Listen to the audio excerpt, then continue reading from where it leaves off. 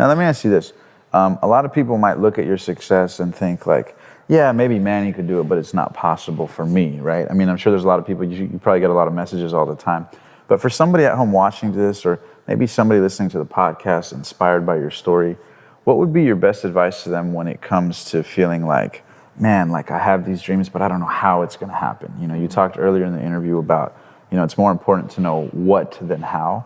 Can you just shed some light as to like, you know, what's the ratio of knowing what you want versus actually having to know how in advance? Does that make sense?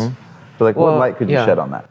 Yeah, well, of course, you know, when I started, you know, selling junk from, you know, dumpsters in the swap meet, I didn't know I'm going to own all these cars on real estate. Yeah. I didn't even know I'm going to end up being a real estate investor, you know. Don't worry about, you know, 5-10 years from now.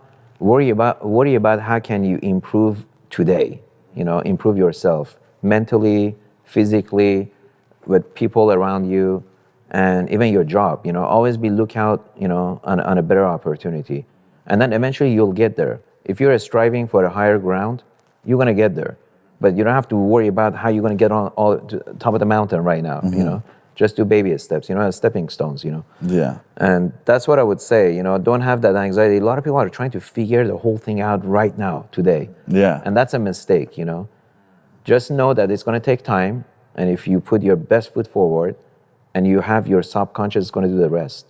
I love that. Now, being on this side of the fence, was it easier than you thought, harder than you thought? What are some insights that, you know, being on this side of the fence, the 14-year-old you would have wished he knew about how to get here? You mean if it was easier than I thought? Yeah. You mean? No, it was much harder than I thought. Yeah. Because, you know, the guy that screwed me on the loan for gas station, I mean, it took all my money. Right. Like, you know, at age 19, 20, I'm basically bankrupt. And then again, with Food for Less open next to me, I was bankrupt. For 18 months, I was bouncing checks. And, you know, I used to go to Wells Fargo before 4 p.m. to take whatever from cash registers to put in so I don't get overdrawn. And then I used to go 9 a.m. at Wells Fargo to cover the overdrawn because I was overdrawn. You know, to make sure they bounce the least amount of checks. Yeah. So that was a constant vicious cycle I did for 18 months.